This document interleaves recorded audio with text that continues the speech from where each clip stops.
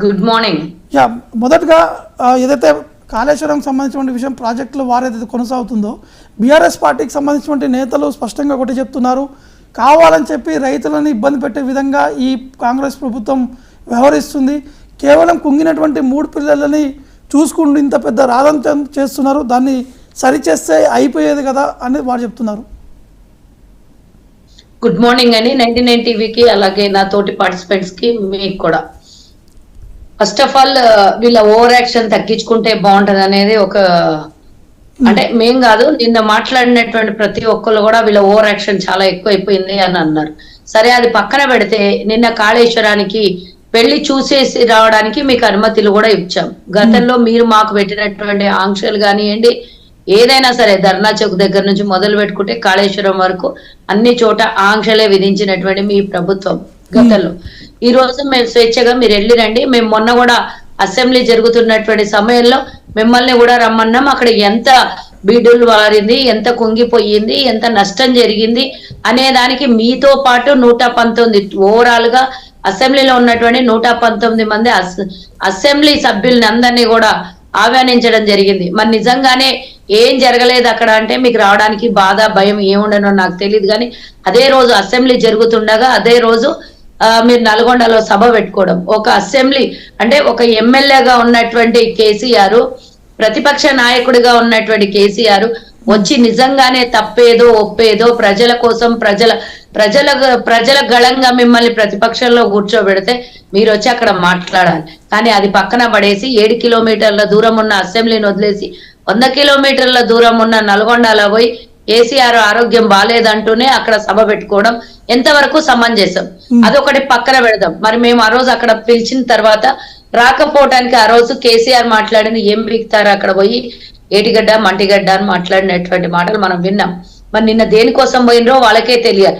ఆ రోజు ఏటిగడ్డ మంటిగడ్డ పీకుడు అని మాట్లాడినటువంటి గత మాజీ ముఖ్యమంత్రి ఈ రోజు అదే దానికి వెళ్ళినప్పుడు ఒక ఆనాటి ఇరిగేషన్ శాఖ మంత్రి అయినటువంటి హరీష్ రావు గాని, నేనే ఇంజనీర్ అని చెప్పినటువంటి కేసీఆర్, అంటే అన్ని ప్రతి ఒక్కటి ఇంజనీర్ అయినే, డాక్టర్ అయినే, యాక్టర్ అయినే, అన్ని అయినటువంటి కేసీఆర్ ఎందుకు మరి నిన్న మేడిగడ్డ సందర్శనానికి పోలేదు?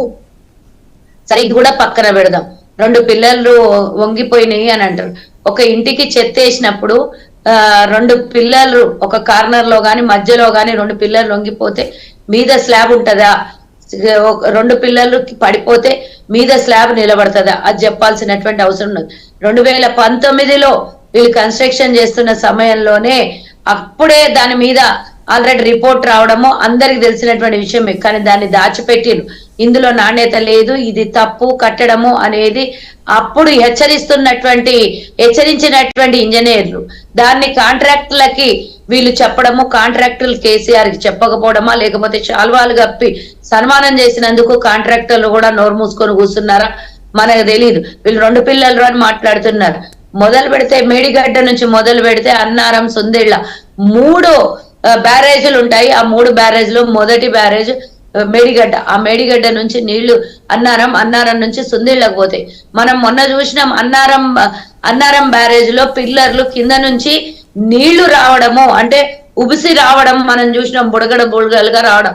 గత చరిత్రలో కాంగ్రెస్ పార్టీకి సంబంధించిన నేతలు చెప్పేది ఒకటి ఏంటంటే, కుంగిపోయింది మేడిగడ్డ బ్యారేజ్, సరే ఒక 3 పిల్లలు కుంగిపోయినప్పటికీ లక్షల కోట్లు అక్కడనే పోసారనేది మీరు చేస్తున్నటువంటి కామెంట్స్. కానీ వారు చెప్పేది ఏంటంటే కేవలం ఈ లక్షల కోట్లు ఒకటే ఒక దగ్గర కాదు, అక్కడ ఉన్నటువంటి ప్రాజెక్టులు కూడా చూపించారని చెప్పి నిన్న పవర్ పాయింట్ ప్రెజెంటేషన్ కూడా చూపించడం జరిగింది.